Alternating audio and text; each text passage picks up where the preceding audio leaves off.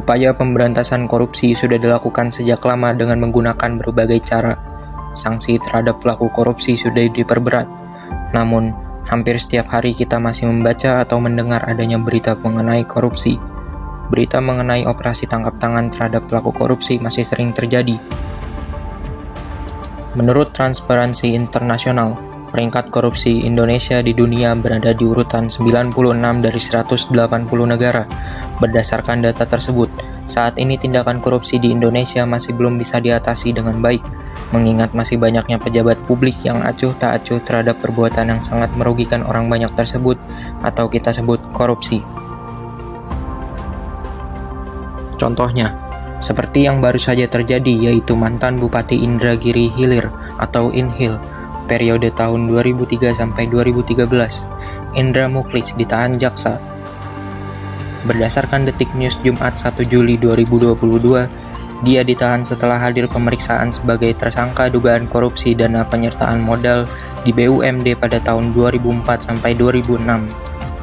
Kasus korupsi di Indonesia harusnya bisa menjadi pelajaran bagi masyarakat Indonesia, khususnya generasi milenial, bahwa perbuatan tersebut adalah perbuatan yang sangat tercela, yaitu mementingkan diri sendiri dengan mengambil hak orang lain.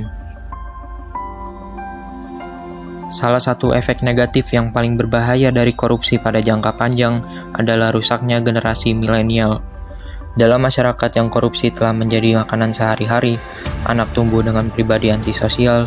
Selanjutnya, generasi muda akan menganggap bahwa korupsi sebagai hal biasa atau bahkan budaya, sehingga perkembangan pribadinya menjadi terbiasa dengan sifat tidak jujur dan tidak bertanggung jawab.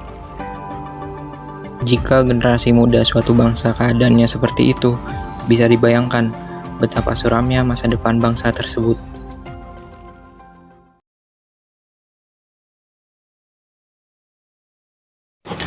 Mengingat korupsi akhir-akhir ini begitu banyak terjadi dan seperti tidak ada habisnya, membuat masyarakat begitu resah. Permasalahan ini harus segera ditemukan solusinya. Menurut saya, salah satu solusi yang dapat mencegah penyebab korupsi yaitu dengan adanya pendidikan anti korupsi, terkhusus pada generasi milenial sekarang ini. Sebelum kita membahas tentang pentingnya pendidikan anti korupsi pada generasi milenial, ada baiknya kita membahas tentang pendidikan anti korupsi itu sendiri. Apa itu pendidikan anti korupsi?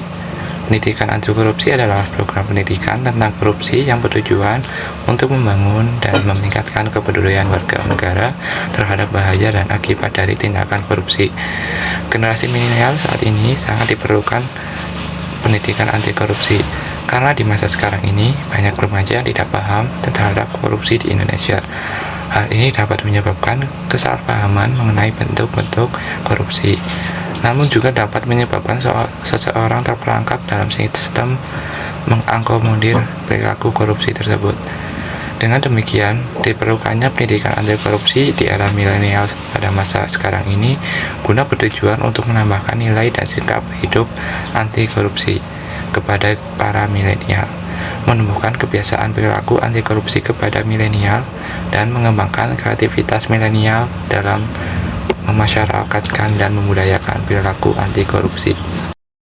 Membangun sikap anti korupsi pada generasi milenial, yaitu dengan bergantung pada orang tua, karena orang tua adalah guru pertama yang mendidik, membimbing, menasihati dari mulai anak lahir sampai tumbuh dewasa.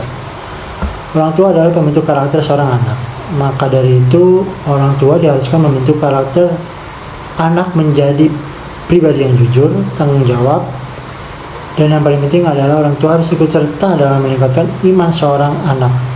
Karena apabila seorang anak memiliki iman yang baik, dia akan menjadi anak yang taat ibadah dan merasa dekat dengan Tuhan. Sehingga apapun yang dia lakukan, dia merasa selalu diawasi oleh Tuhan. Yang kedua adalah peran guru. Guru adalah profesi yang memiliki peran penting dalam mencerdaskan generasi penerus bangsa.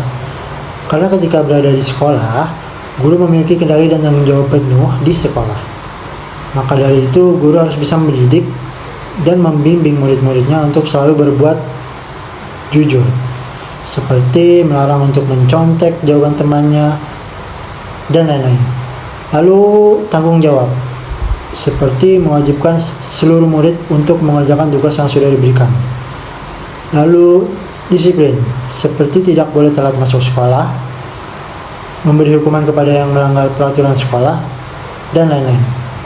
Lalu tertib, seperti mewajibkan murid untuk mengikuti pelajaran dari awal sampai selesai, melarang bolos atau cabut sekolah. Apabila masalah-masalah yang telah disebutkan tadi diabaikan, itu akan menjadi bibit-bibit perbuatan korupsi nantinya. Sehingga jangan sampai sedikit-sedikit lama-lama menjadi bukit di kemudian hari. Dan yang terakhir adalah lembaga penegak hukum. Lembaga penegak hukum harus menindak para koruptor dengan tegas. Sehingga masyarakat Indonesia, khususnya generasi milenial, menyadari bahwa ini adalah kejahatan yang sangat buruk, yang sangat harus dihindari, dan sangat merugikan orang banyak. Jadi, mari bersama-sama masyarakat Indonesia khususnya generasi milenial untuk membangun sikap anti korupsi dengan banyak cara, terutama bersikap jujur, tanggung jawab, dan yang paling penting adalah meningkatkan iman. Semua harus berhenti di sini. Kita sebagai generasi penerus bangsa harus segera membangun sikap anti korupsi dari diri sendiri dan secepat mungkin sebelum terlambat demi Indonesia yang makmur, sejahtera, dan terhindar dari perbuatan korupsi.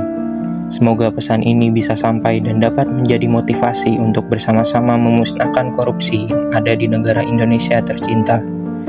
Karena generasi milenial adalah generasi penerus bangsa.